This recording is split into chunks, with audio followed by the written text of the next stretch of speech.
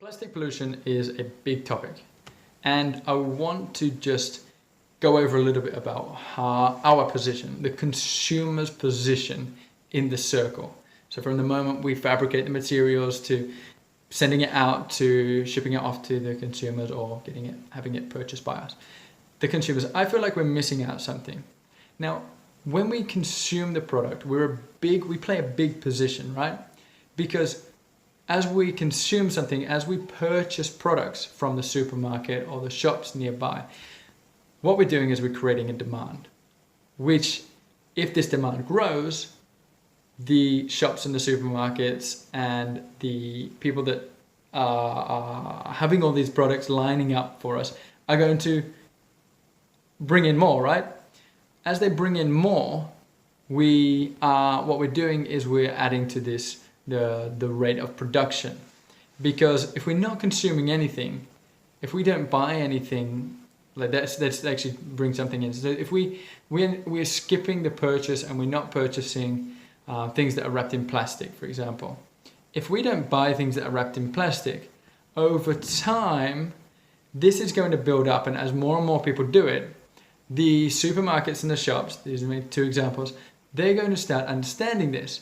And we make a big noise over it and we talk about it and we encourage the reduction of plastic packaging or things that are wrapped in plastic. This message will be sent, it will be heard, then shops will have to listen to that, otherwise they will be losing out on sales. But one thing I feel like we are missing, which is the part we play in this, our role, it is not that we are only the consumers, but we're also the disposers. And what I mean by this is we purchase the materials and the plastics and other things. Plastic is the topic we got right now, other things as well. But let's say we're consuming by purchasing these materials. As we purchase plastics, we create the demand for it. But when we receive these, we are also, the next part of it is once we've finished with it and once we've done, it doesn't just evaporate and disappear. We still have it until the point of we actually dispose it. So when we dispose of something, this is in our control. It doesn't happen for us. Now, what we need to understand is, yes, we can reduce the amount that we consume, but until we, and this isn't going to happen until we completely just not consume anything, because we are going to consume things, okay? Once we realize that we are part of a two-way role in this big circle, let's say, we need to realize that once we consume it, and when we do consume, hopefully we consume the things that are better for the environment, or if they're not better for the environment, then we are reducing as much bad impact as what we can.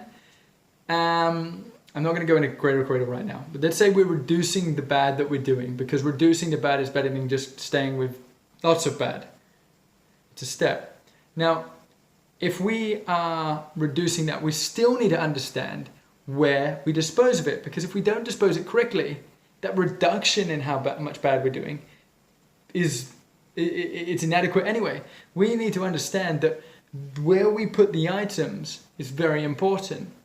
Now, a lot of you may already realize that we've got a bit of a crisis worldwide with recycling and how much is actually recycled, where it's about 90% of everything we put in our bins worldwide, statistics, isn't getting recycled.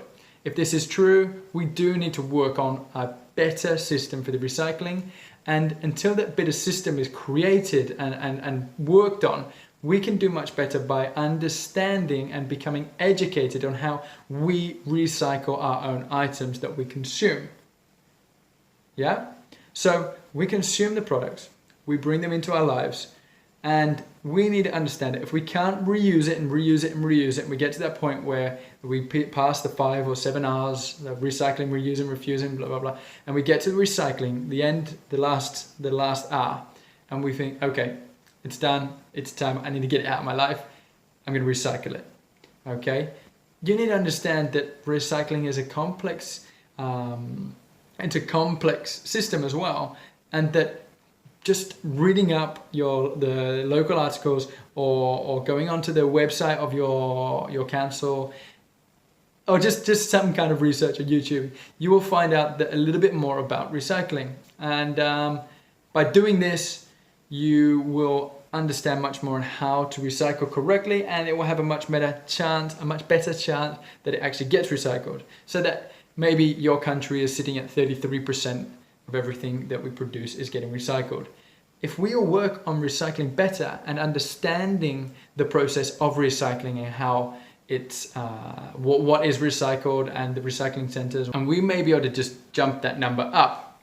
Now, it's going to be a little bit of research from your side of things, but if we learn and realize and understand that we are the consumers and the disposers, and that if we better our own understanding of the recycling part, we will also have a much better impact and step forward towards the ultimate solution, which is being impact positive rather than negative.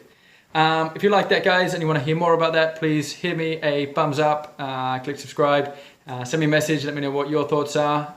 Do you agree, or do you have a different way of looking at it? And I'll catch you soon. Bye.